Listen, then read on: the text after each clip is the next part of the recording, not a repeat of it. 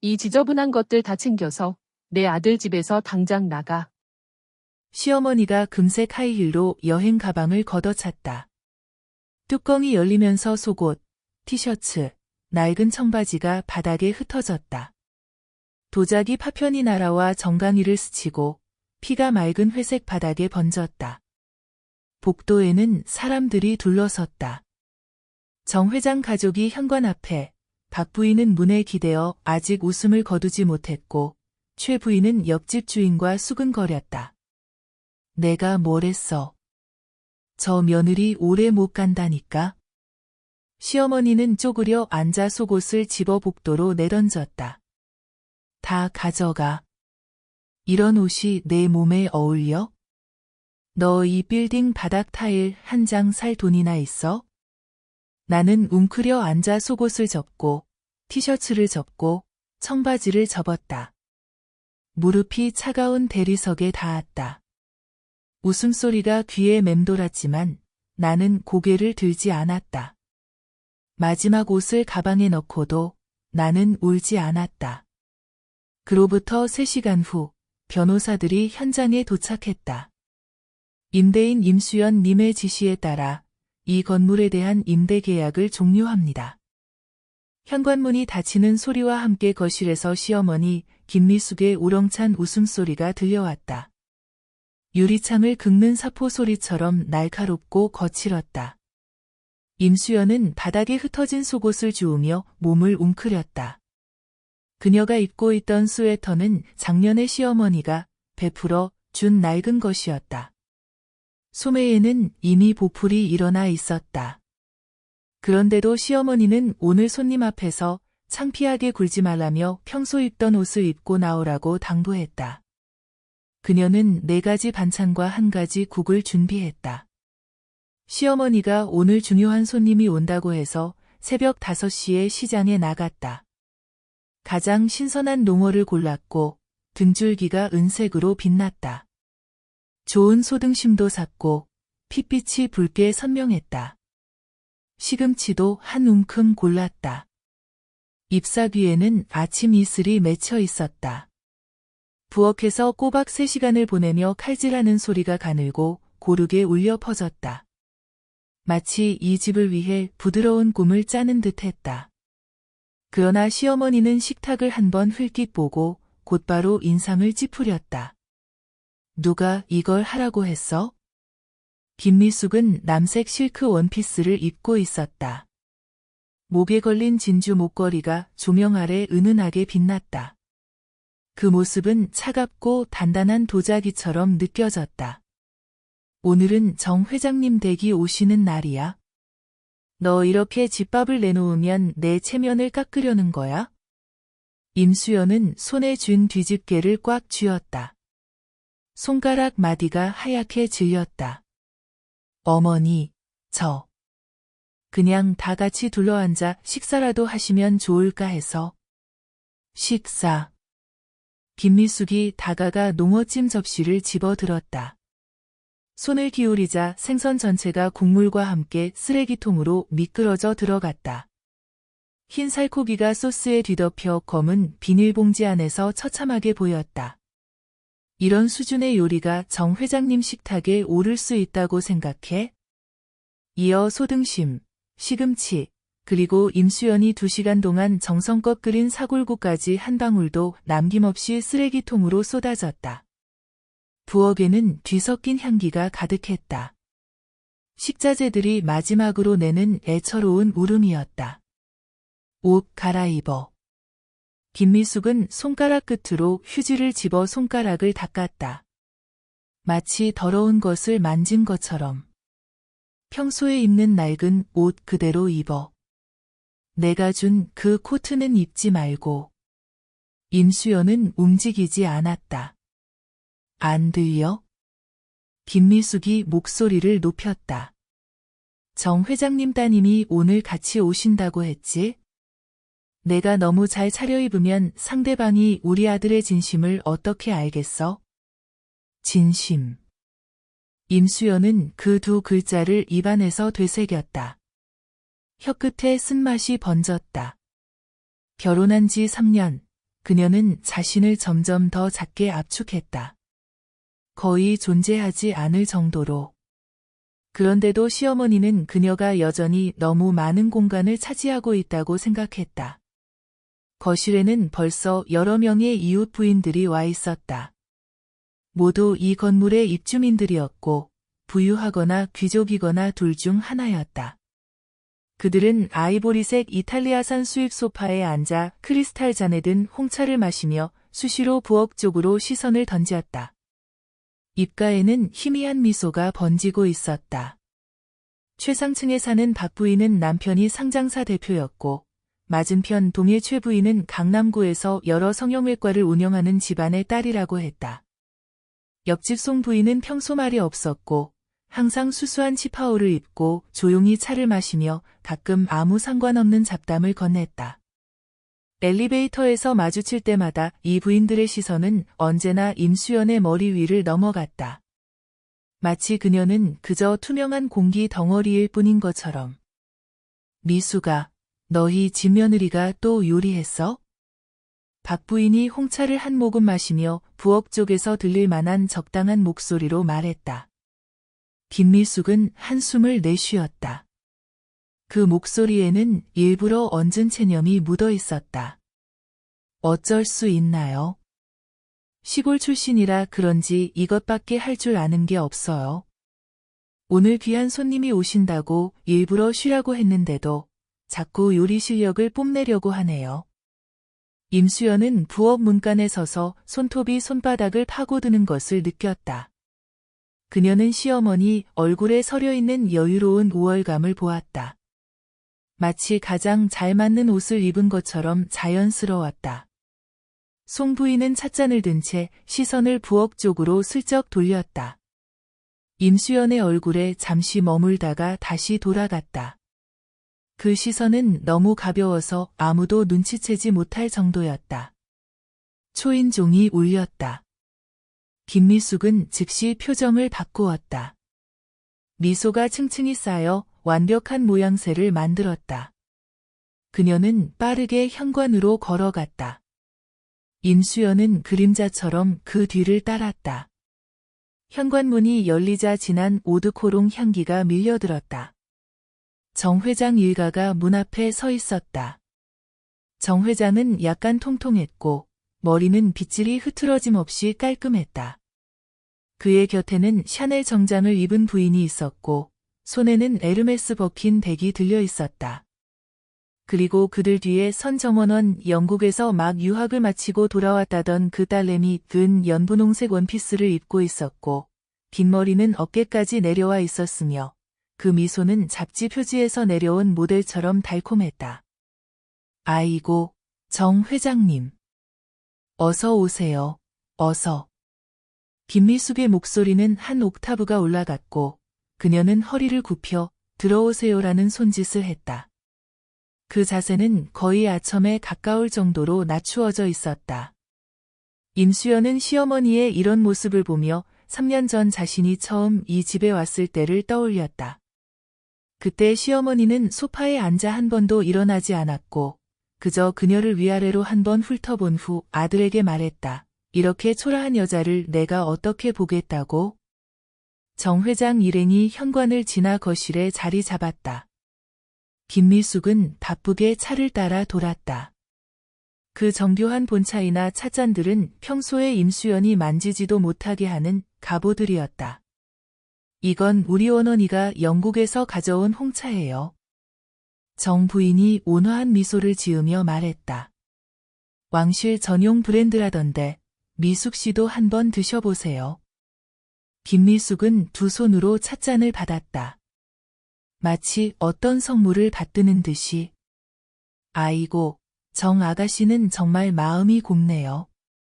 역시 유학을 다녀오신 분은 시야가 다르세요. 그렇게 말하면서도 그녀의 시선은 임수연 쪽으로 흘끗 향했다. 임수연은 거실 가장자리에 서 있었다. 두 손을 앞으로 모은 채 마치 하나의 쓸데없는 장식물처럼. 이 분은 정 부인이 임수연을 알아채고 예의 바르게 물었다. 김미숙의 미소가 찰나 굳어졌다. 하지만 곧 자연스럽게 이어갔다. 아, 우리 아들 집에서 일하는 사람이에요. 시골 친척 애인데 서울로 일하러 올라와서 우리 집에 잠시 얹혀 살고 있어요. 일하는 사람. 얹혀 사는. 시골 친척애. 임수연은 누군가 자신의 가슴을 주먹으로 내리친 느낌이 들었다. 둔한 통증이 심장에서 사지로 퍼져나갔다. 그녀는 입을 열려고 했지만 목구멍이 무언가에 막힌 듯했다.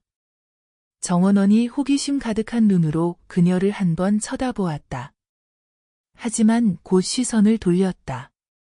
분명 시골 친척애에게는 관심이 없는 모양이었다.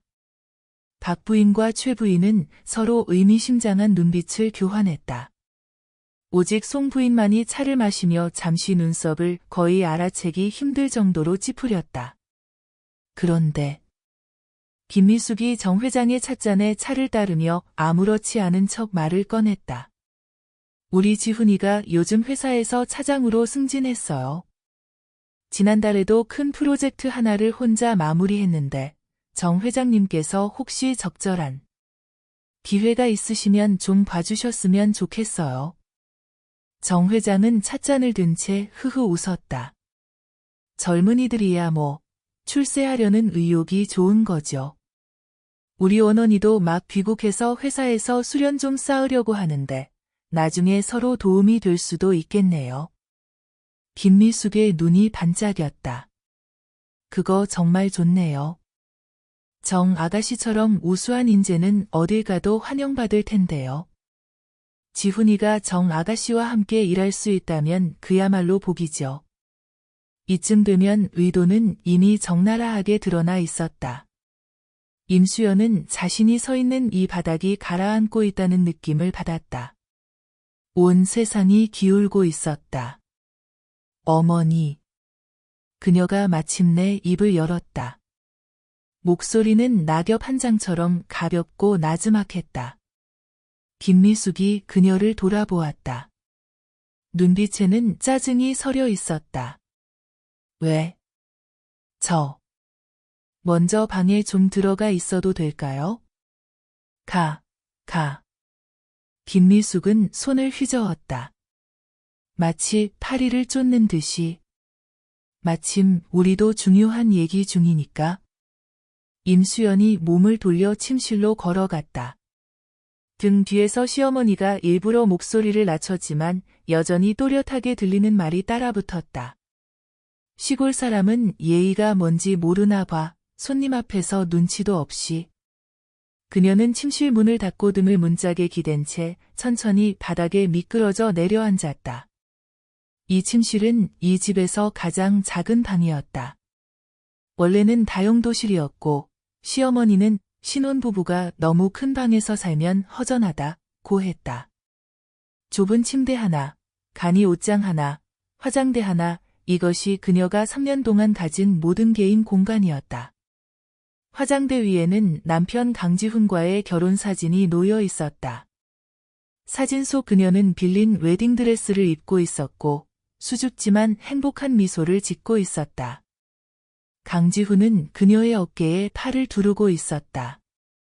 눈빛에는 약간의 젊은이의 자신감이 서려 있었다. 그들은 대학에서 만났다. 강지훈은 학생회장이었고 그녀는 도서관에서 아르바이트하는 사서였다. 그는 매일 도서관에 와서 창가 자리에 앉아 잠시 책을 읽다가 그녀를 올려다보며 미소를 지었다. 나중에 그는 말했다. 자신은 그녀의 조용함과 집중력에 끌렸다고. 내가 책장을 정리할 때 손가락이 책등을 스치는 모습이 정말 예뻤어. 3년을 사귀고 3년을 결혼했다. 결혼 전 시어머니의 반대는 예상된 일이었다. 하지만 강지훈이 말했다. 수연아, 걱정 마, 내가 있을게. 결혼 첫 해, 시어머니의 괴롭힘은 그가 막아냈다. 둘째 해, 그는 짜증 섞인 목소리로 말하기 시작했다. 너도 좀 엄마한테 맞춰주면 안 돼? 셋째 해, 그는 집에 오는 시간이 점점 늦어졌고 집에 오는 횟수도 점점 줄어들었다.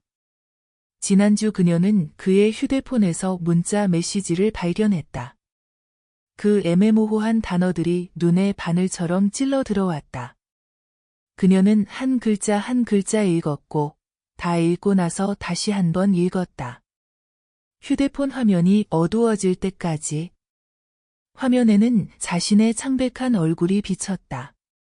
그는 업무상의 접대일 뿐이고 그냥 분위기에 휩쓸린 것뿐이라고 했다. 하지만 그 문자 속 보고 싶어 라는 말 뒤에 따라붙은 분홍색 하트는 그녀를 밤새 잠 못 들게 했다. 문 너머에서 정원원의 웃음소리가 들려왔다. 은방울처럼 맑고 청아했다. 이어 시어머니가 이 애는 정말 사랑스럽네 라고 맞장구 치는 소리와 박부인, 최 부인의 아첨 섞인 웃음소리가 뒤따랐다. 그 소리들 사이로 하나의 목소리는 항상 희미하게만 들렸다. 송 부인이 가끔 네 라고 덧붙이고는 다시 조용히 차를 마셨다. 임수연은 바닥에서 일어나 옷장 앞으로 걸어갔다. 문을 열자 그녀의 모든 옷이 걸려 있었다. 니트 3장, 청바지 2벌, 검은색 치마 1벌, 그리고 시어머니가 자비롭게 준 낡은 코트 1벌. 그녀는 보풀 일어난 니트를 벗고 검은색 치마를 입었다. 치마는 무릎까지 내려오는 단순한 스타일이었고 결혼 나년에 직접 산 것이었다. 그녀는 문을 열고 밖으로 나갔다. 거실의 활기는 마치 벽처럼 느껴졌다. 그녀가 걸어가자 모든 시선이 그녀에게 쏠렸다.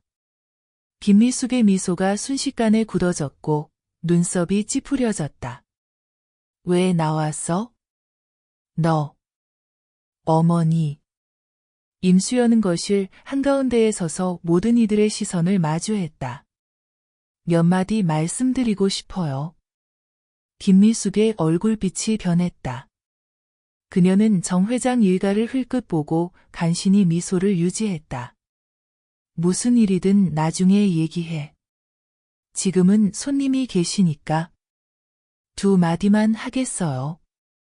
임수연의 목소리는 가볍지만 한 글자 한 글자가 또렷했다. 거실이 조용해졌다. 박 부인이 찻잔을 든 손이 공중에 멈췄다. 최 부인은 의미심장한 시선을 교환했다. 송 부인은 찻잔을 내려놓고 임수연에게 시선을 고정했다. 그 눈빛에는 타인은 알아챌 수 없는 진지함이 담겨 있었다. 정원호는 고개를 갸웃하며 마치 재미있는 연극을 보는 듯했다. 김미숙이 찻잔을 내려놓고 일어섰다. 그녀는 임수연 앞으로 걸어와 손님들 뒤를 등지고 목소리를 낮추며 악독하게 속삭였다. 너 지금 미친 거야? 일부러 내 망신을 주려는 거야? 임수연은 그녀를 바라보았다. 갑자기 이 얼굴이 낯설게 느껴졌다. 3년 동안 수없이 어머니라고 불러온 이 사람이 지금은 마치 자기를 잡아먹을 듯이 일그러져 있었다. 저는 시골 친척 애가 아니에요. 저는 아드님의 아내예요. 우리 결혼한 지 3년 됐어요. 거실에서 조그마한 웅성거림이 일었다. 정 부인의 눈썹이 살짝 찌푸려졌고 정 회장은 찻잔을 내려놓았다. 김미숙의 얼굴이 새빨개졌다. 귀 끝이 화끈거렸다. 무슨 헛소리야? 저는 매일 아침 5시에 일어나 밥을 짓고 청소하고 빨래하고 장을 보고 요리해요. 임수연의 목소리는 여전히 가볍고 느리게 흘러갔다.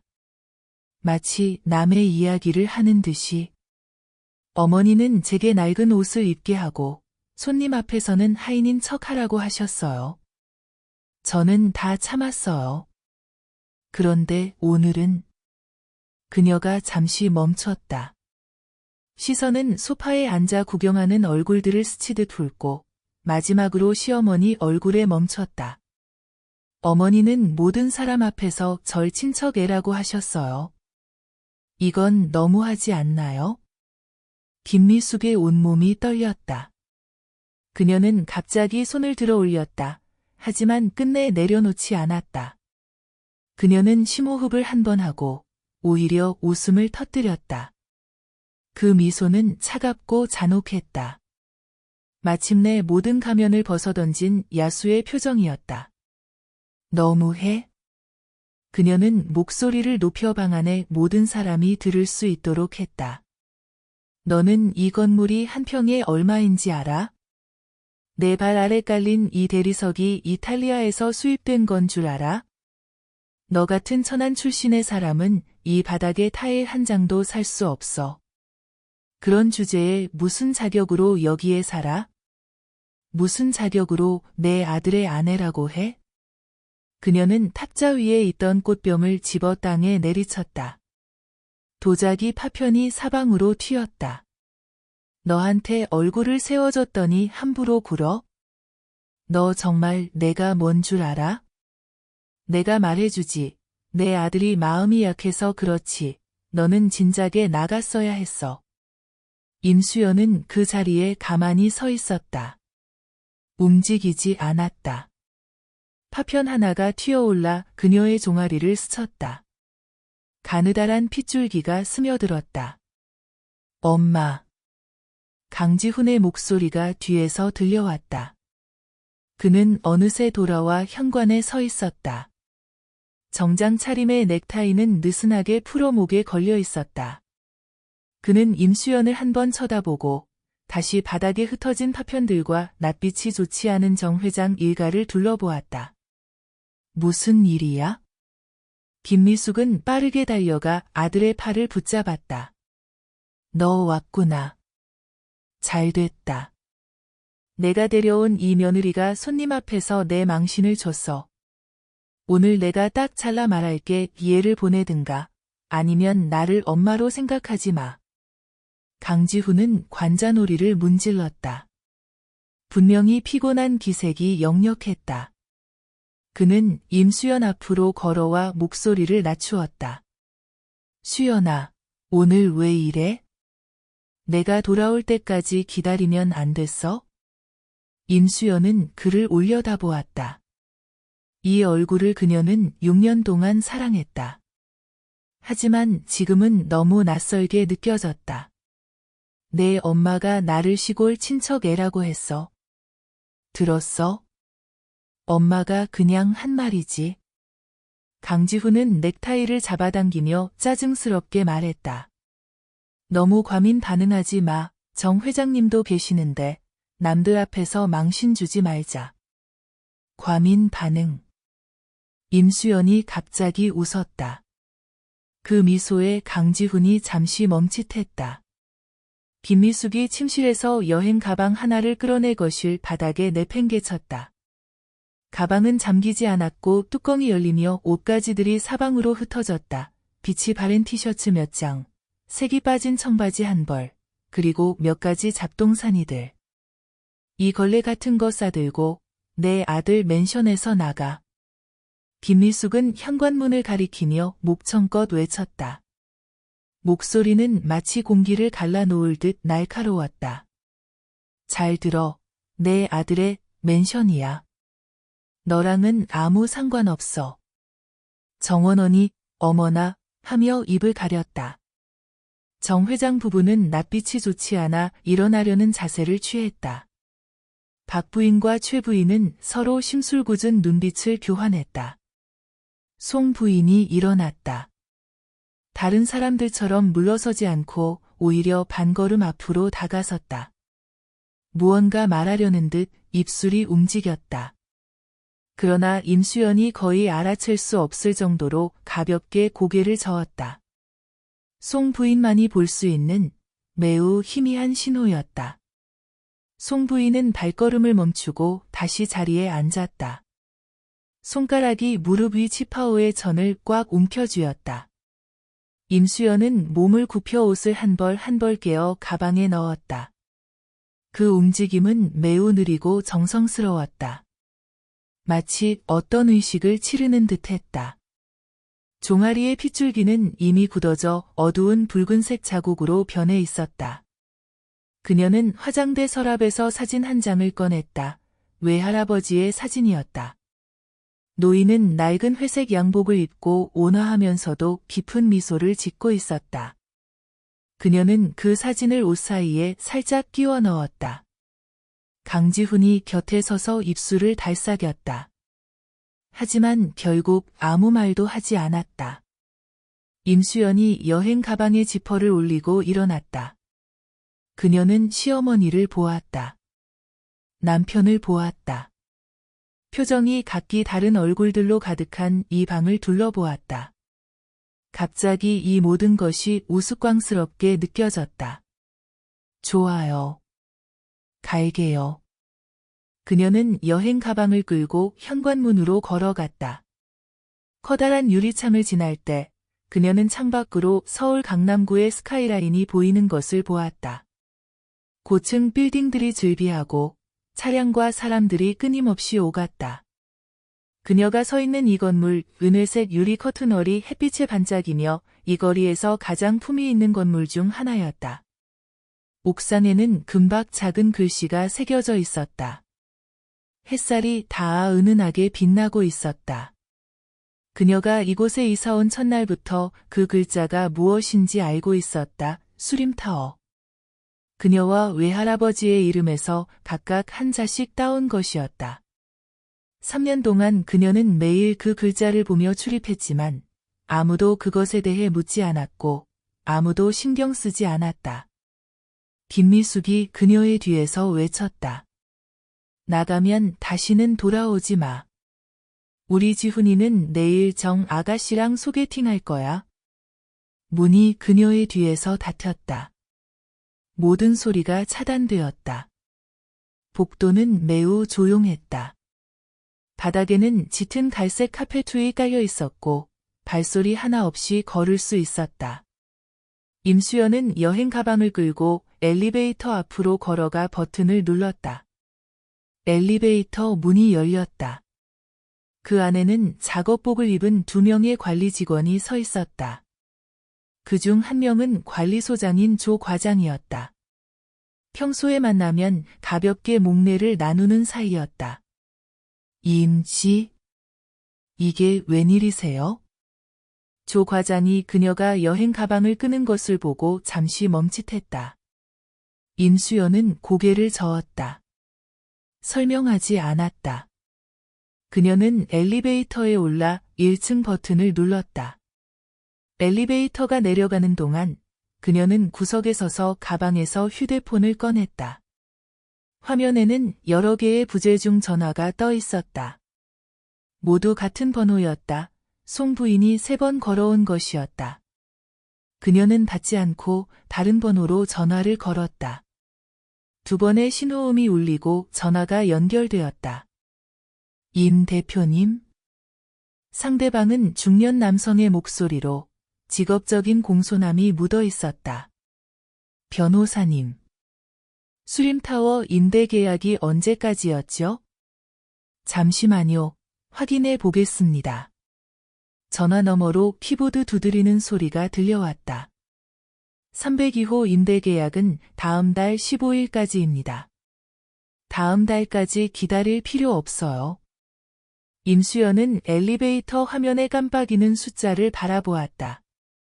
20, 19, 18. 계약 조건에 따르면 임대인이 특별한 사정이 있을 경우 30일 전에 계약 해지를 통보할 수 있죠. 통보 후에는 임차인이 퇴거해야 하고요. 네, 임 대표님. 하지만 사전 통보 시 한 달치 임대료를 보상해야. 보상. 임수연이 가볍게 웃었다. 그럼 보상해요. 계약 해지 서류를 준비해 주시고 302호에 24시간 내에 퇴거하라고 통보해 주세요.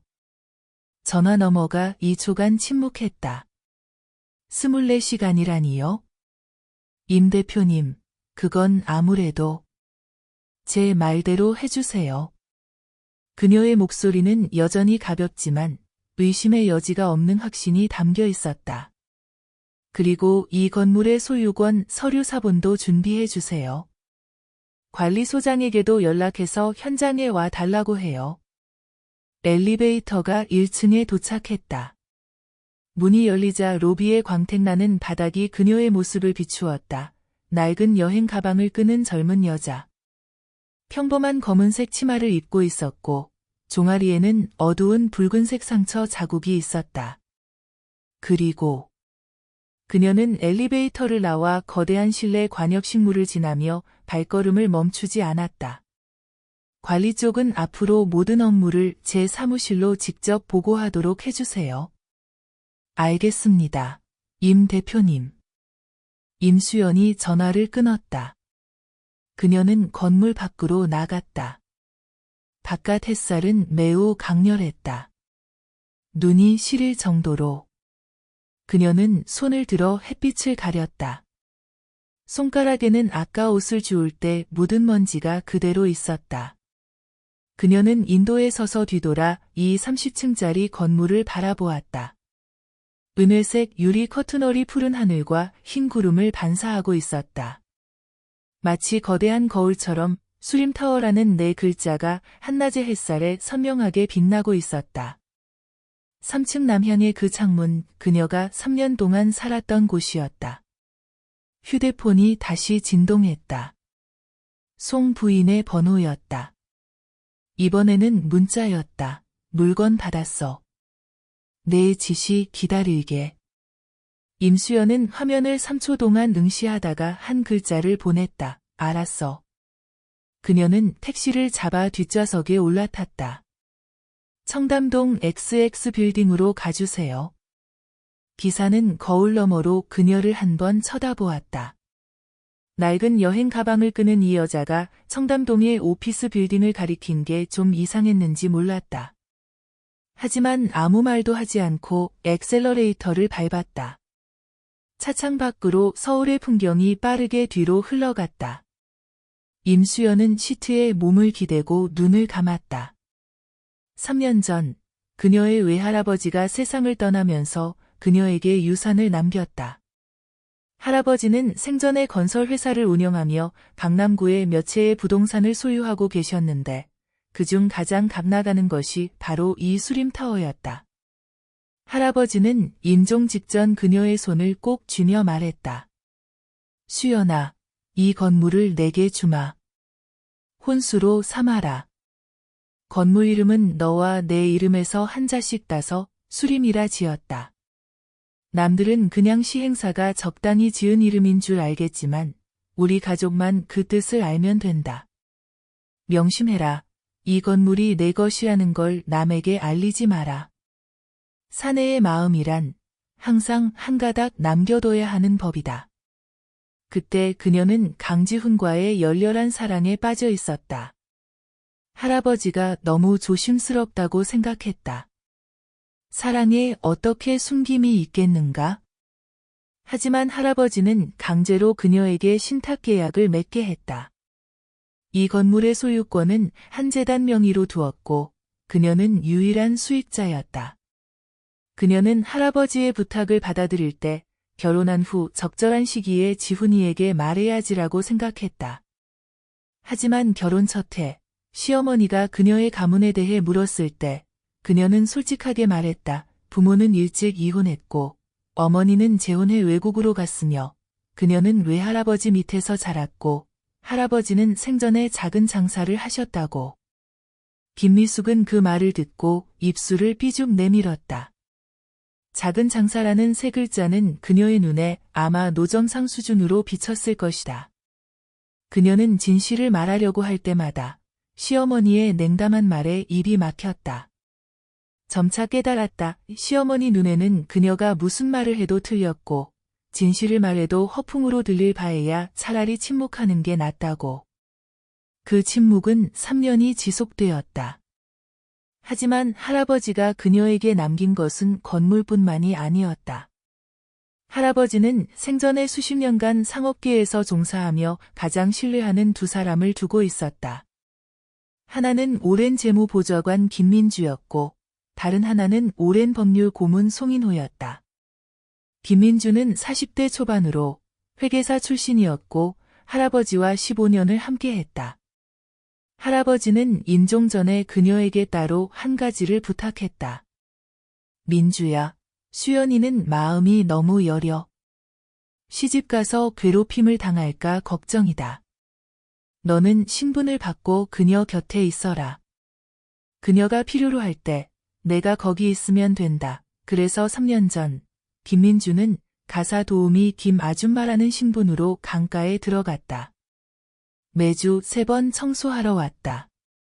시어머니가 본 김 아줌마는 말없고 허리를 구부린 중년 여성이었다. 일은 깔끔하게 하지만 절대 고개를 들지 않았다. 시어머니는 자주 그녀를 임수연과 비교하며 말했다. 저기 김 아줌마 좀 봐. 일은 깔끔하고 말은 없지. 너는 왜 그렇게 둔한 거야?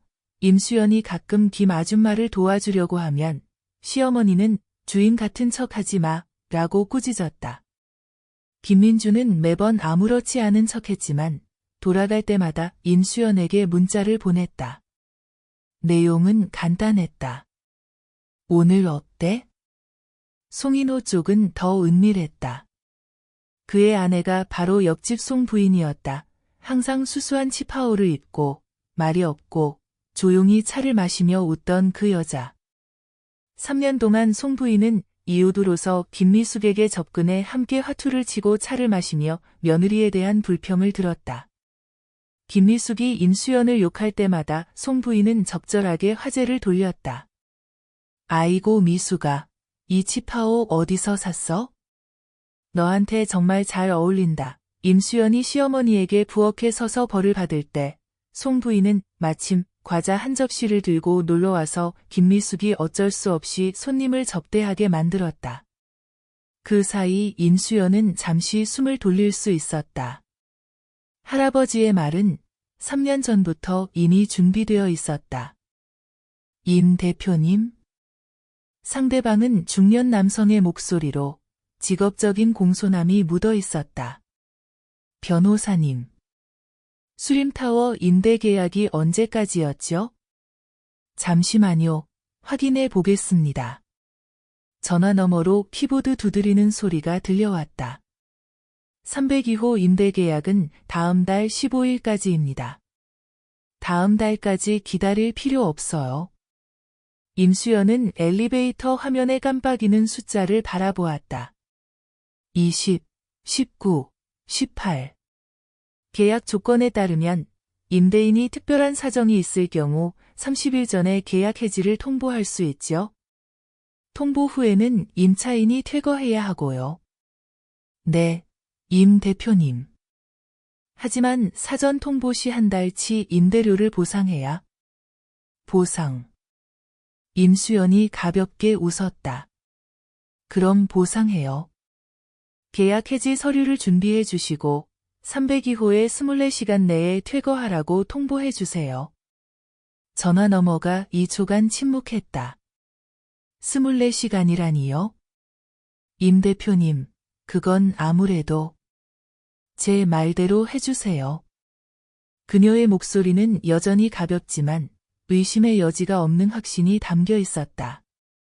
그리고 이 건물의 소유권 서류 사본도 준비해 주세요. 관리소장에게도 연락해서 현장에 와 달라고 해요. 엘리베이터가 1층에 도착했다.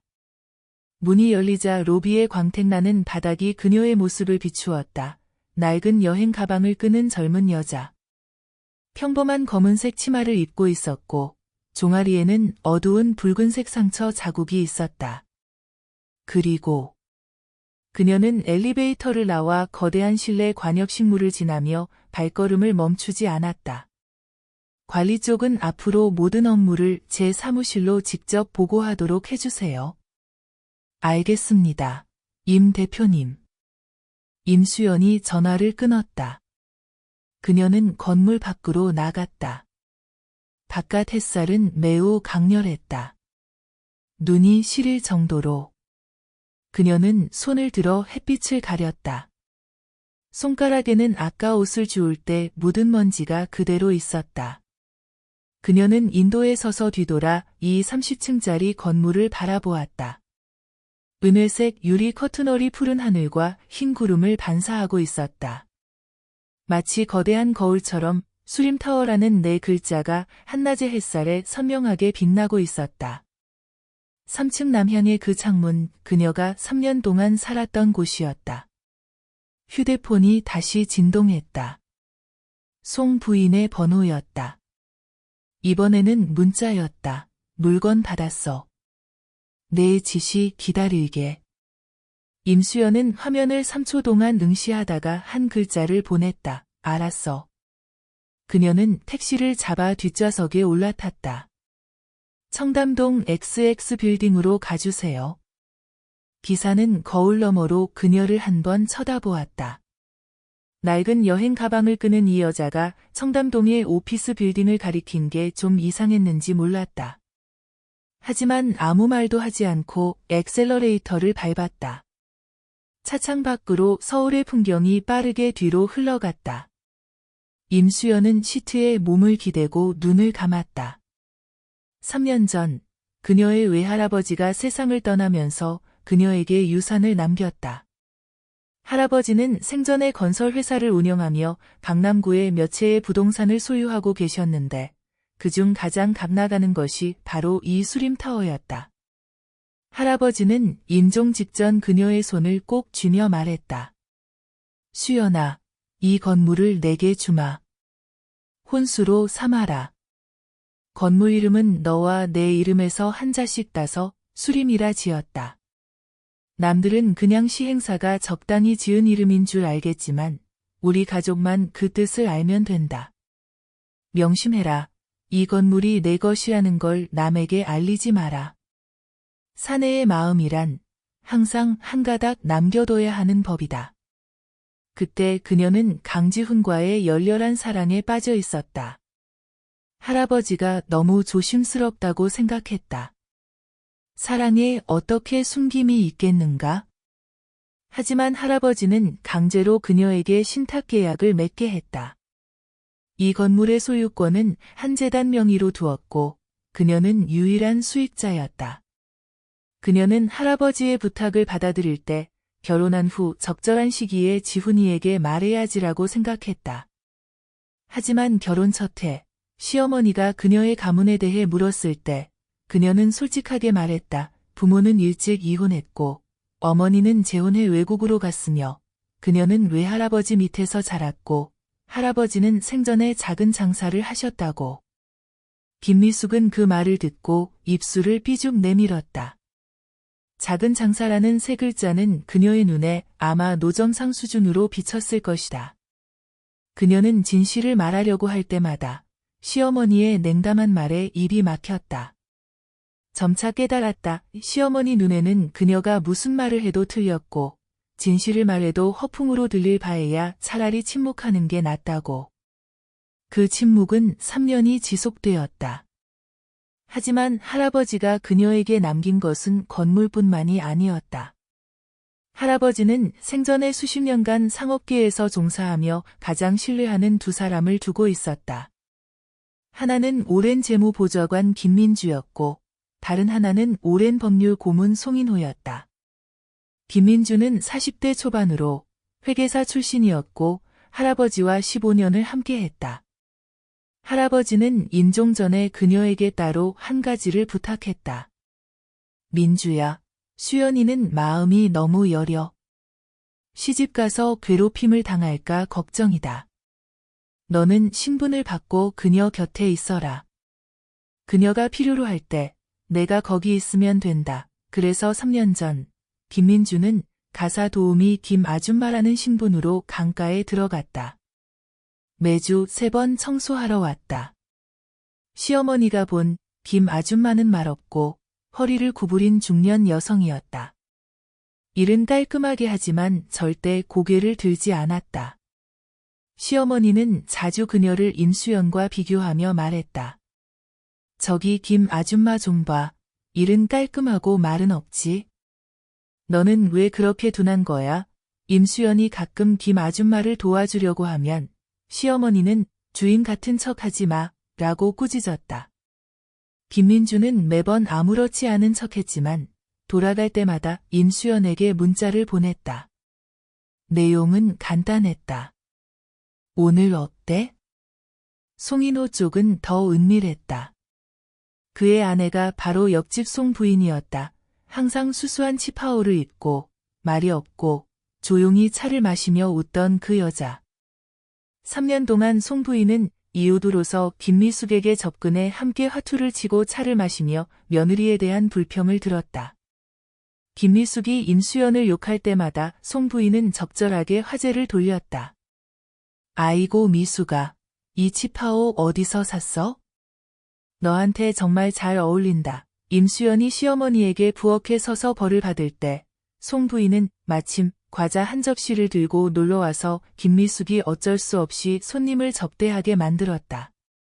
그 사이 임수연은 잠시 숨을 돌릴 수 있었다.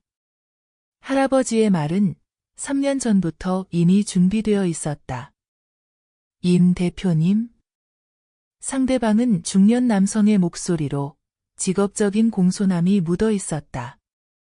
변호사님. 수림타워 임대 계약이 언제까지였죠? 잠시만요. 확인해 보겠습니다. 전화 너머로 키보드 두드리는 소리가 들려왔다. 302호 임대 계약은 다음 달 15일까지입니다. 다음 달까지 기다릴 필요 없어요. 임수연은 엘리베이터 화면에 깜빡이는 숫자를 바라보았다. 20, 19, 18. 계약 조건에 따르면 임대인이 특별한 사정이 있을 경우 30일 전에 계약 해지를 통보할 수 있죠. 통보 후에는 임차인이 퇴거해야 하고요. 네, 임 대표님. 하지만 사전 통보 시 한 달치 임대료를 보상해야. 보상. 임수연이 가볍게 웃었다. 그럼 보상해요. 계약 해지 서류를 준비해 주시고 302호에 24시간 내에 퇴거하라고 통보해 주세요. 전화 너머가 2초간 침묵했다. 24시간이라니요? 임 대표님, 그건 아무래도 제 말대로 해주세요. 그녀의 목소리는 여전히 가볍지만 의심의 여지가 없는 확신이 담겨 있었다. 그리고 이 건물의 소유권 서류 사본도 준비해 주세요. 관리소장에게도 연락해서 현장에 와 달라고 해요. 엘리베이터가 1층에 도착했다. 문이 열리자 로비의 광택나는 바닥이 그녀의 모습을 비추었다. 낡은 여행 가방을 끄는 젊은 여자. 평범한 검은색 치마를 입고 있었고 종아리에는 어두운 붉은색 상처 자국이 있었다. 그리고 그녀는 엘리베이터를 나와 거대한 실내 관역식물을 지나며 발걸음을 멈추지 않았다. 관리 쪽은 앞으로 모든 업무를 제 사무실로 직접 보고하도록 해주세요. 알겠습니다. 임 대표님. 임수연이 전화를 끊었다. 그녀는 건물 밖으로 나갔다. 바깥 햇살은 매우 강렬했다. 눈이 시릴 정도로. 그녀는 손을 들어 햇빛을 가렸다. 손가락에는 아까 옷을 주울 때 묻은 먼지가 그대로 있었다. 그녀는 인도에 서서 뒤돌아 이 30층짜리 건물을 바라보았다. 은회색 유리 커튼홀이 푸른 하늘과 흰 구름을 반사하고 있었다. 마치 거대한 거울처럼 수림타워라는 네 글자가 한낮의 햇살에 선명하게 빛나고 있었다. 3층 남향의 그 창문, 그녀가 3년 동안 살았던 곳이었다. 휴대폰이 다시 진동했다. 송 부인의 번호였다. 이번에는 문자였다. 물건 받았어. 내 지시 기다릴게. 임수연은 화면을 3초 동안 응시하다가 한 글자를 보냈다. 알았어. 그녀는 택시를 잡아 뒷좌석에 올라탔다. 청담동 XX 빌딩으로 가주세요. 기사는 거울 너머로 그녀를 한번 쳐다보았다. 낡은 여행 가방을 끄는 이 여자가 청담동의 오피스 빌딩을 가리킨 게 좀 이상했는지 몰랐다. 하지만 아무 말도 하지 않고 엑셀러레이터를 밟았다. 차창 밖으로 서울의 풍경이 빠르게 뒤로 흘러갔다. 임수연은 시트에 몸을 기대고 눈을 감았다. 3년 전 그녀의 외할아버지가 세상을 떠나면서 그녀에게 유산을 남겼다. 할아버지는 생전에 건설회사를 운영하며 강남구에 몇 채의 부동산을 소유하고 계셨는데 그중 가장 값나가는 것이 바로 이 수림타워였다. 할아버지는 임종 직전 그녀의 손을 꼭 쥐며 말했다. 수연아, 이 건물을 내게 주마. 혼수로 삼아라. 건물 이름은 너와 내 이름에서 한 자씩 따서 수림이라 지었다. 남들은 그냥 시행사가 적당히 지은 이름인 줄 알겠지만 우리 가족만 그 뜻을 알면 된다. 명심해라. 이 건물이 내 것이라는 걸 남에게 알리지 마라. 사내의 마음이란 항상 한 가닥 남겨둬야 하는 법이다. 그때 그녀는 강지훈과의 열렬한 사랑에 빠져 있었다. 할아버지가 너무 조심스럽다고 생각했다. 사랑에 어떻게 숨김이 있겠는가? 하지만 할아버지는 강제로 그녀에게 신탁 계약을 맺게 했다. 이 건물의 소유권은 한 재단 명의로 두었고 그녀는 유일한 수익자였다. 그녀는 할아버지의 부탁을 받아들일 때 결혼한 후 적절한 시기에 지훈이에게 말해야지라고 생각했다. 하지만 결혼 첫해 시어머니가 그녀의 가문에 대해 물었을 때 그녀는 솔직하게 말했다. 부모는 일찍 이혼했고 어머니는 재혼해 외국으로 갔으며 그녀는 외할아버지 밑에서 자랐고 할아버지는 생전에 작은 장사를 하셨다고. 김미숙은 그 말을 듣고 입술을 삐죽 내밀었다. 작은 장사라는 세 글자는 그녀의 눈에 아마 노점상 수준으로 비쳤을 것이다. 그녀는 진실을 말하려고 할 때마다 시어머니의 냉담한 말에 입이 막혔다. 점차 깨달았다. 시어머니 눈에는 그녀가 무슨 말을 해도 틀렸고 진실을 말해도 허풍으로 들릴 바에야 차라리 침묵하는 게 낫다고. 그 침묵은 3년이 지속되었다. 하지만 할아버지가 그녀에게 남긴 것은 건물뿐만이 아니었다. 할아버지는 생전에 수십 년간 상업계에서 종사하며 가장 신뢰하는 두 사람을 두고 있었다. 하나는 오랜 재무보좌관 김민주였고 다른 하나는 오랜 법률 고문 송인호였다. 김민주는 40대 초반으로 회계사 출신이었고 할아버지와 15년을 함께했다. 할아버지는 임종 전에 그녀에게 따로 한 가지를 부탁했다. 민주야, 수연이는 마음이 너무 여려. 시집가서 괴롭힘을 당할까 걱정이다. 너는 신분을 받고 그녀 곁에 있어라. 그녀가 필요로 할 때 내가 거기 있으면 된다. 그래서 3년 전 김민주는 가사 도우미 김 아줌마라는 신분으로 강가에 들어갔다.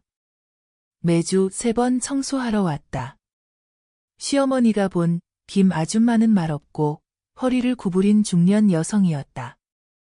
일은 깔끔하게 하지만 절대 고개를 들지 않았다. 시어머니는 자주 그녀를 임수연과 비교하며 말했다. 저기 김 아줌마 좀 봐. 일은 깔끔하고 말은 없지. 너는 왜 그렇게 둔한 거야? 임수연이 가끔 김 아줌마를 도와주려고 하면 시어머니는 주인 같은 척 하지 마, 라고 꾸짖었다. 김민주는 매번 아무렇지 않은 척했지만 돌아갈 때마다 임수연에게 문자를 보냈다. 내용은 간단했다. 오늘 어때? 송인호 쪽은 더 은밀했다. 그의 아내가 바로 옆집 송 부인이었다. 항상 수수한 치파오를 입고 말이 없고 조용히 차를 마시며 웃던 그 여자. 3년 동안 송 부인은 이웃으로서 김미숙에게 접근해 함께 화투를 치고 차를 마시며 며느리에 대한 불평을 들었다. 김미숙이 임수연을 욕할 때마다 송 부인은 적절하게 화제를 돌렸다. 아이고 미숙아, 이 치파오 어디서 샀어? 너한테 정말 잘 어울린다. 임수연이 시어머니에게 부엌에 서서 벌을 받을 때 송 부인은 마침 과자 한 접시를 들고 놀러와서 김미숙이 어쩔 수 없이 손님을 접대하게 만들었다. 그 사이 임수연은 잠시 숨을 돌릴 수 있었다. 할아버지의 말은 3년 전부터 이미 준비되어 있었다. 임 대표님? 상대방은 중년 남성의 목소리로 직업적인 공손함이 묻어 있었다. 변호사님. 수림타워 임대 계약이 언제까지였죠? 잠시만요. 확인해 보겠습니다. 전화 너머로 키보드 두드리는 소리가 들려왔다. 302호 임대 계약은 다음 달 15일까지입니다. 다음 달까지 기다릴 필요 없어요. 임수연은 엘리베이터 화면에 깜빡이는 숫자를 바라보았다. 20, 19, 18. 계약 조건에 따르면 임대인이 특별한 사정이 있을 경우 30일 전에 계약 해지를 통보할 수 있죠. 통보 후에는 임차인이 퇴거해야 하고요. 네, 임 대표님. 하지만 사전 통보 시 한 달치 임대료를 보상해야. 보상. 임수연이 가볍게 웃었다. 그럼 보상해요. 계약 해지 서류를 준비해 주시고 302호에 24시간 내에 퇴거하라고 통보해 주세요. 전화 너머가 2초간 침묵했다. 24시간이라니요? 임 대표님, 그건 아무래도 제 말대로 해주세요. 그녀의 목소리는 여전히 가볍지만 의심의 여지가 없는 확신이 담겨 있었다. 그리고 이 건물의 소유권 서류 사본도 준비해 주세요. 관리소장에게도 연락해서 현장에 와 달라고 해요. 엘리베이터가 1층에 도착했다. 문이 열리자 로비의 광택나는 바닥이 그녀의 모습을 비추었다. 낡은 여행 가방을 끄는 젊은 여자. 평범한 검은색 치마를 입고 있었고 종아리에는 어두운 붉은색 상처 자국이 있었다. 그리고 그녀는 엘리베이터를 나와 거대한 실내 관역식물을 지나며 발걸음을 멈추지 않았다. 관리 쪽은 앞으로 모든 업무를 제 사무실로 직접 보고하도록 해주세요. 알겠습니다. 임 대표님. 임수연이 전화를 끊었다.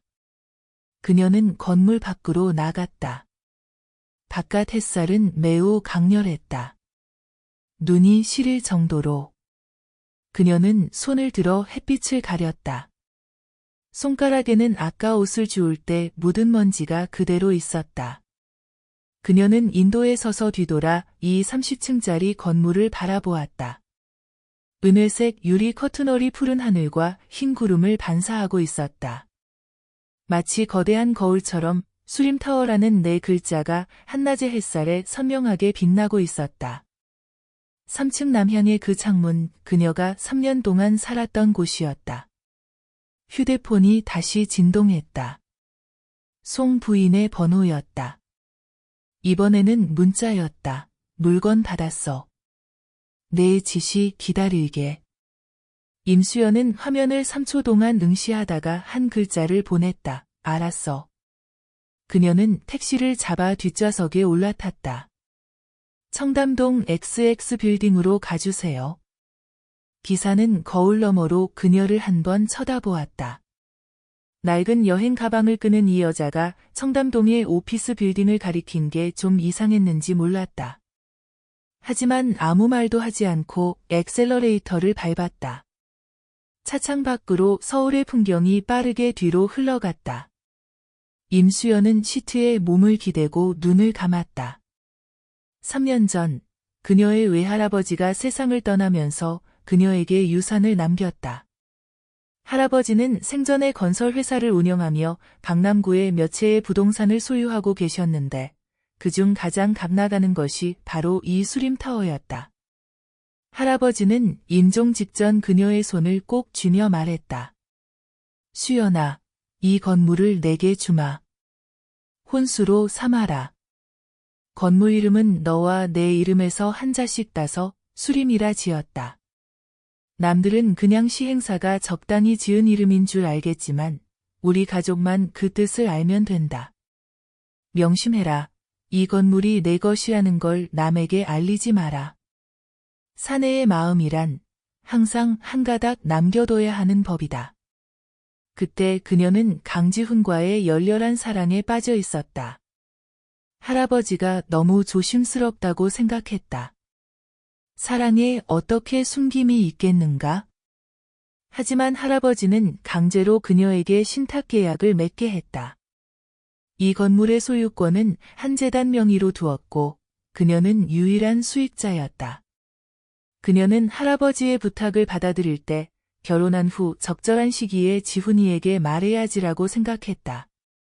하지만 결혼 첫해 시어머니가 그녀의 가문에 대해 물었을 때 그녀는 솔직하게 말했다. 부모는 일찍 이혼했고 어머니는 재혼해 외국으로 갔으며 그녀는 외할아버지 밑에서 자랐고 할아버지는 생전에 작은 장사를 하셨다고. 김미숙은 그 말을 듣고 입술을 삐죽 내밀었다. 작은 장사라는 세 글자는 그녀의 눈에 아마 노점상 수준으로 비쳤을 것이다. 그녀는 진실을 말하려고 할 때마다 시어머니의 냉담한 말에 입이 막혔다. 점차 깨달았다. 시어머니 눈에는 그녀가 무슨 말을 해도 틀렸고 진실을 말해도 허풍으로 들릴 바에야 차라리 침묵하는 게 낫다고. 그 침묵은 3년이 지속되었다. 하지만 할아버지가 그녀에게 남긴 것은 건물뿐만이 아니었다. 할아버지는 생전에 수십 년간 상업계에서 종사하며 가장 신뢰하는 두 사람을 두고 있었다. 하나는 오랜 재무보좌관 김민주였고 다른 하나는 오랜 법률 고문 송인호였다. 김민주는 40대 초반으로 회계사 출신이었고 할아버지와 15년을 함께했다. 할아버지는 인종 전에 그녀에게 따로 한 가지를 부탁했다. 민주야, 수연이는 마음이 너무 여려.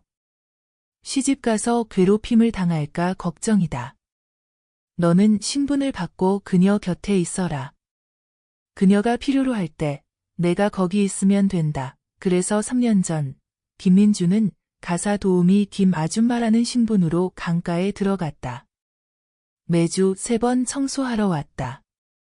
시어머니가 본 김 아줌마는 말없고 허리를 구부린 중년 여성이었다.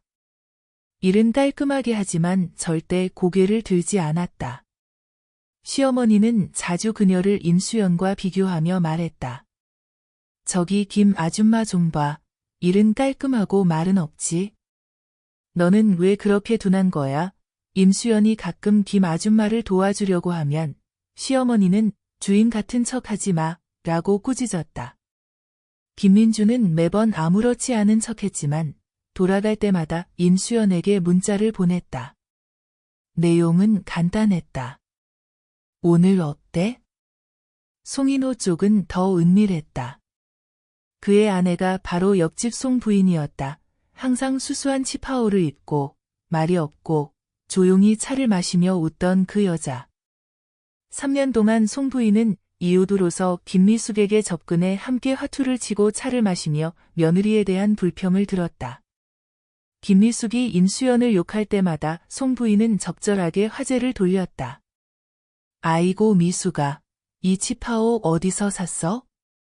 너한테 정말 잘 어울린다. 임수연이 시어머니에게 부엌에 서서 벌을 받을 때 송 부인은 마침 과자 한 접시를 들고 놀러와서 김미숙이 어쩔 수 없이 손님을 접대하게 만들었다. 그 사이 임수연은 잠시 숨을 돌릴 수 있었다. 할아버지의 말은 3년 전부터 이미 준비되어 있었다. 택시가 청담동의 한 오피스 빌딩 앞에 멈췄다. 임수연이 요금을 지불하고 여행 가방을 끌고 로비로 들어섰다. 프런트 직원이 그녀를 보고 즉시 일어나 목례를 했다. 임 대표님, 안녕하세요. 엘리베이터 안에서 그녀는 거울 벽에 비친 자신의 모습을 바라보았다. 머리는 약간 흐트러져 있었고 치마는 구겨져 있었으며 종아리의 상처 자국이 아직 남아 있었다. 확실히 초라한 모습이었다. 그녀는 손으로 머리를 정리하고 가방에서 휴대폰을 꺼내 한 통의 문자를 보냈다. 사무실에 제 물건 좀 준비해줘. 그녀가 사무실에 도착했을 때 보좌관이 이미 문 앞에서 기다리고 있었다. 김민주가 아니었다. 할아버지가 배치한 암호가 아니라 그녀의 공식 보좌관이었다. 최 씨라는 젊은 여자였고 일 처리는 깔끔했지만 그녀는 외부에 자신의 상사가 젊은 여성 투자가라는 것만 알려져 있었다. 임 대표님, 준비하신 옷입니다. 보좌관이 상자를 건넸다. 임수연은 상자를 받아 안쪽 휴게실로 들어갔다. 문을 닫고 검은 치마를 벗었다. 상자 안에 들어있던 정장으로 갈아입었다. 아이보리색 실크 블라우스, 날카로운 실루엣의 검은색 와이드 팬츠, 그리고 연회색 캐시미어 코트. 그녀는 서랍에서 베이지색 하이힐을 꺼내 신고 거울 앞에서 머리를 정리했다. 거울 속의 사람이 완전히 달라졌다. 그녀가 문을 열자 보좌관이 파일을 건넸다. 변호사님께서 이미 준비하셨습니다. 계약 해지 통지서, 소유권 증명사본, 그리고 관리소장님 연락처도요. 좋아. 임수연이 파일을 받았다. 차는 준비됐어? 지하 주차장에 대기 중입니다. 언제든지 출발 가능하세요. 임수연이 사무실을 나섰다. 하이힐이 대리석 바닥을 밟으며 맑고 확신에 찬 소리를 냈다. 사무 공간을 지날 때 몇몇 직원들이 고개를 들어 그녀를 쳐다보았지만 곧 다시 고개를 숙였다. 엘리베이터가 내려갔다. 그녀는 휴대폰을 꺼내 익숙한 번호로 문자를 보냈다. 김 아줌마, 3시야. 답장이 바로 왔다. 받았어. 가는 중이야. 그녀는 다른 번호로도 문자를 보냈다. 송 부인, 3시야. 답장도 간결했다. 치파오 갈아입었어. 10분 후에 도착할게. 임수연이 휴대폰을 주머니에 넣었다. 입가에 희미한 미소가 번졌다. 20분 후 검은색 벤츠가 수림타워 앞에 멈췄다. 임수연이 차에서 내리자 변호사 이 씨와 조 과장이 이미 입구에서 기다리고 있었다. 이 변호사는 40대 중반으로 금태 안경을 쓰고 서류 가방을 들고 있었다. 조 과장은 여전히 짙은 파란색 관리 제복을 입고 있었지만 평소보다 훨씬 긴장한 표정이었다. 임 대표님. 조 과장이 다가오며 이마에 땀이 맺혀 있었다. 이거. 302호 입주민이 몇 년째 사셨는데 24시간은 너무 갑작스러운 거 아닙니까? 제가 한번 잘 설득해보면? 괜찮아요. 임수연은 곧장 로비로 걸어갔다. 계약서대로 하세요. 엘리베이터 문이 열리고 그들이 안으로 들어갔다. 조 과장이 3층 버튼을 눌렀다. 엘리베이터 문이 막 닫히려는 순간 밖에서 한 손이 들어왔다. 송 부인이었다. 그녀는 달밤색 치파오로 갈아입었고 머리는 단정하게 올려 묶었다. 3년 동안의 중재자 이웃과는 완전히 다른 차분하고 엄숙한 표정이었다. 임 대표님. 그녀가 엘리베이터 안으로 들어서며 임수연의 곁에 섰다. 저도 같이 올라갈게요. 조 과장과 이 변호사가 잠시 멈칫했지만 아무 말도 하지 않았다. 엘리베이터 안이 잠시 조용해졌다. 이 변호사가 목을 가다듬었다. 임 대표님, 제가 법률 서류를 낭독하는 역할을 맡겠습니다. 대표님께서는 직접 나서실 생각이신가요?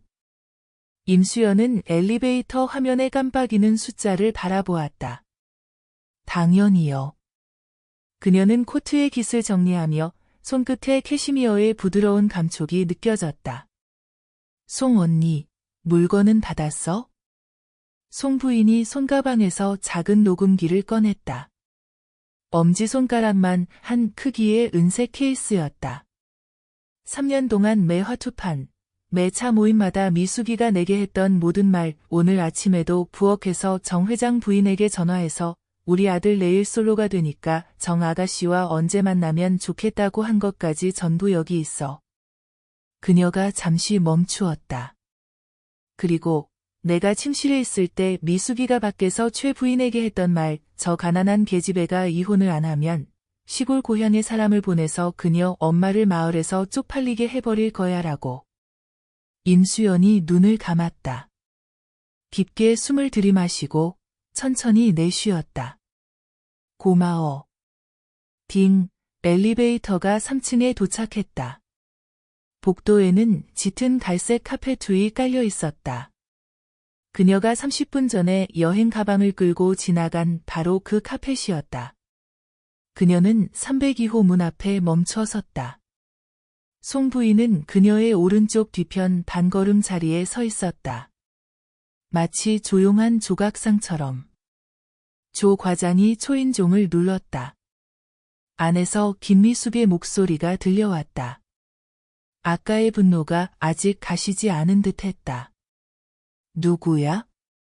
문이 열렸다.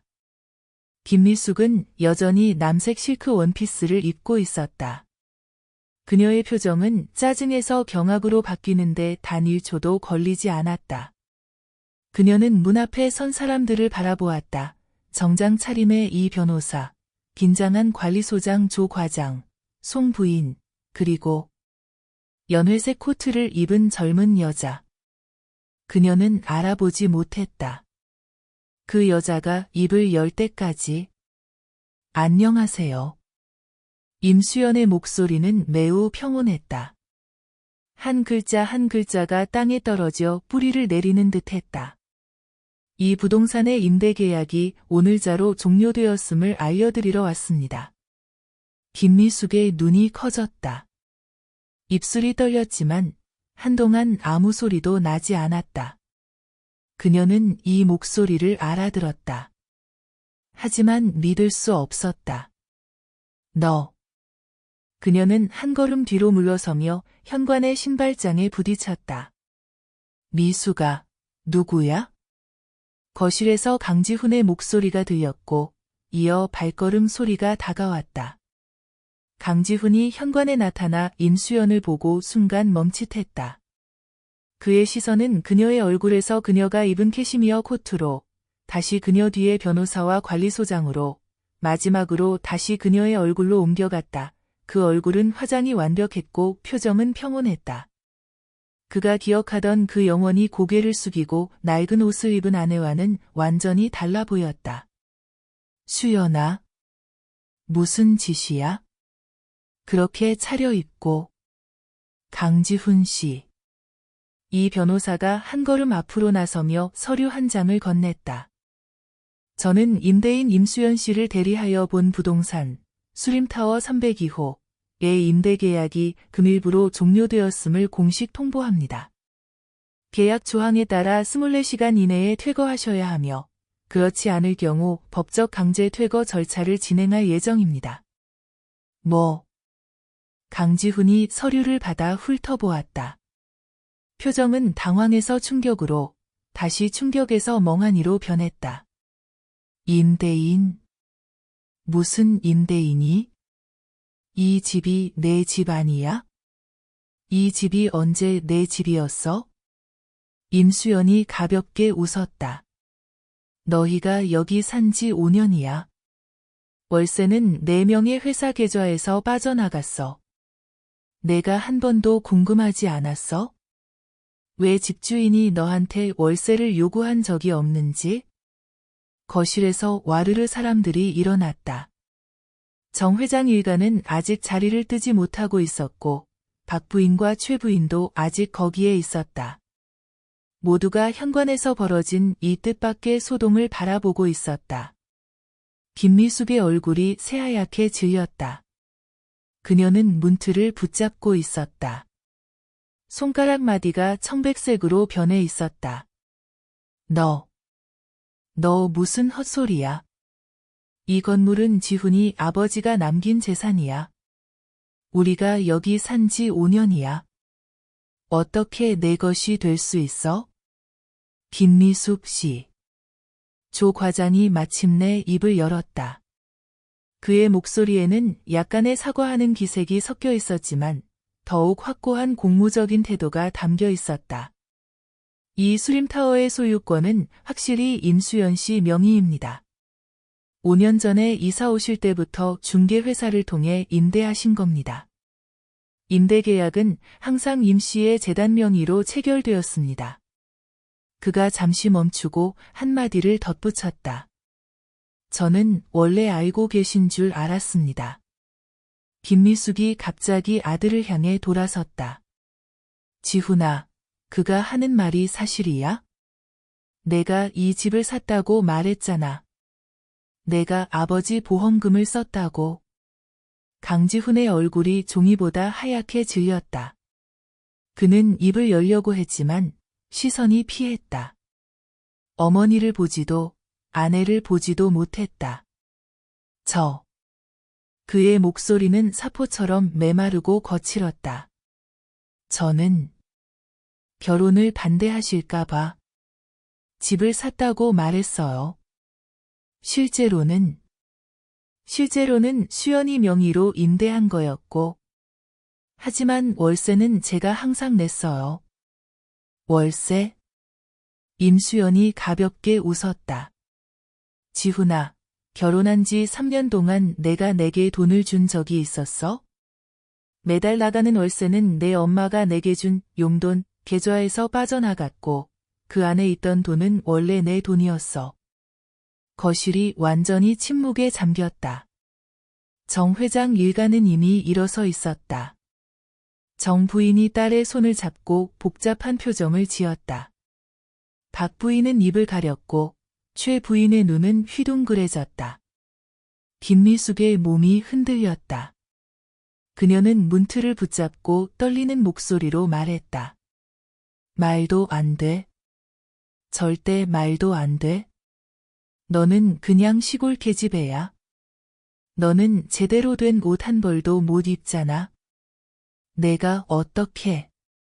그녀는 현관에서 비틀거리며 복도 끝으로 달려갔다. 거기에는 관리 게시판이 있었다. 각 층 입주민 정보가 붙어 있었다. 그녀는 떨리는 손가락으로 3층 입주민 명단을 넘겼다. 뒤쪽에 작은 글씨가 있었다. 302호, 임차인, 강지훈.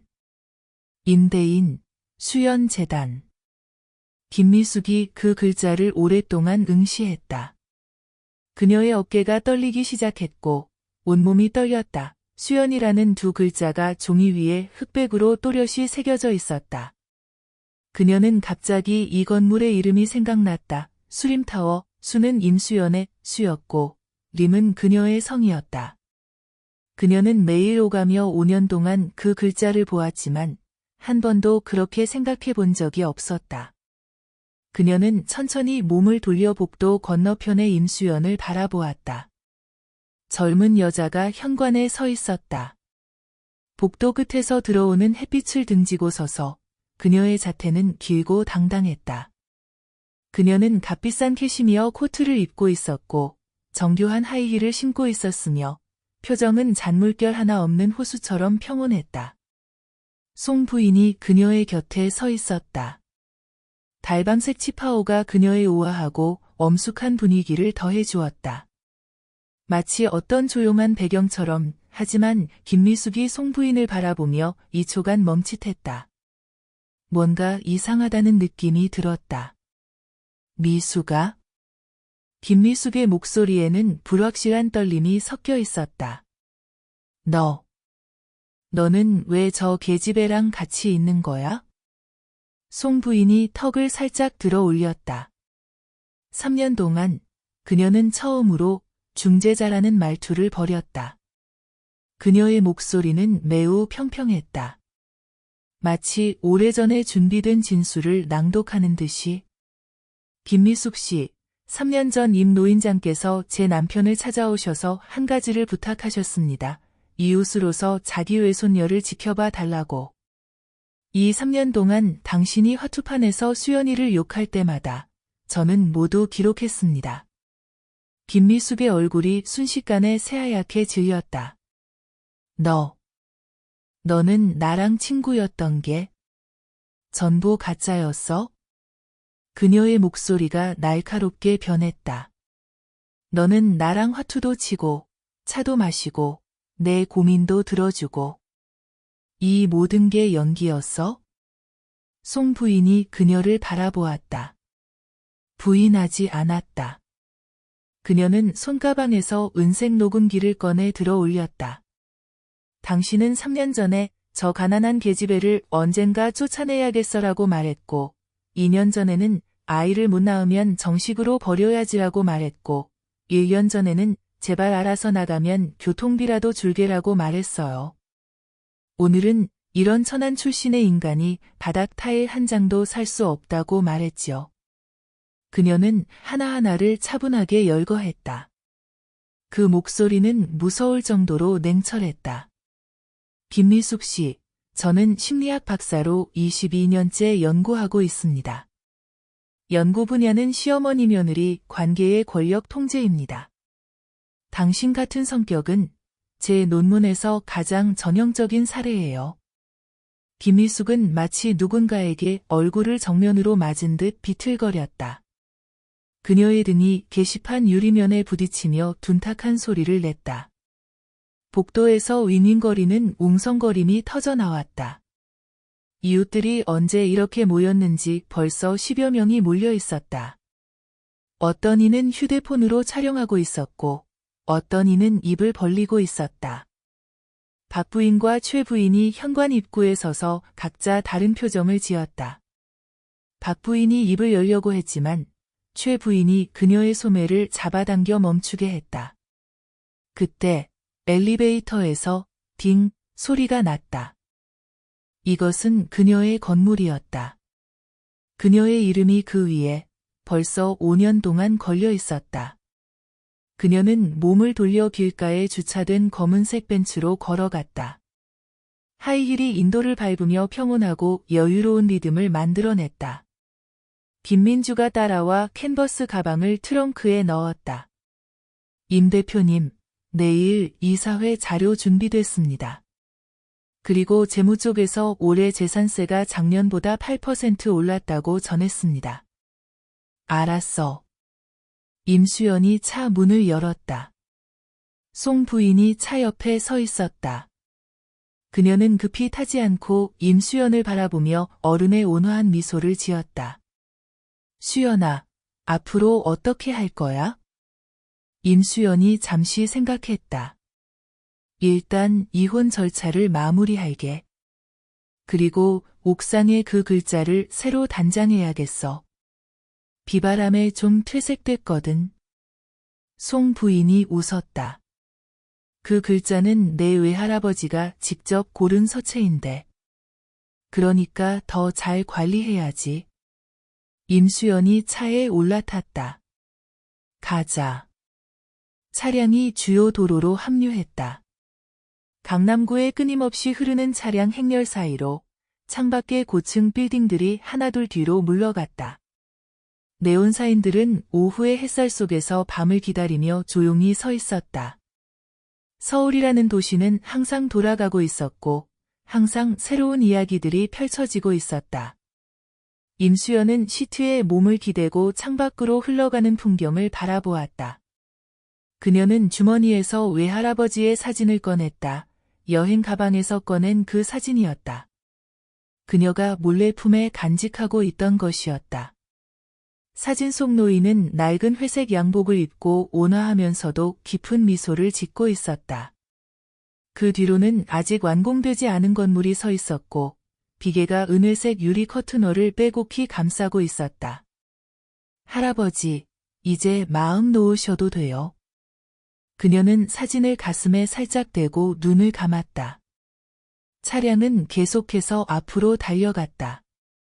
백미러 속에서 수림타워의 은회색 윤곽은 점점 멀어지고 점점 작아져 마침내 고층 빌딩 숲 사이로 사라졌다. 하지만 그녀가 눈을 감아도 옥상의 그 금방 내 글자는 여전히 또렷하게 떠올랐다. 수림타워. 그녀의 이름. 영원히 그녀의 것이었다.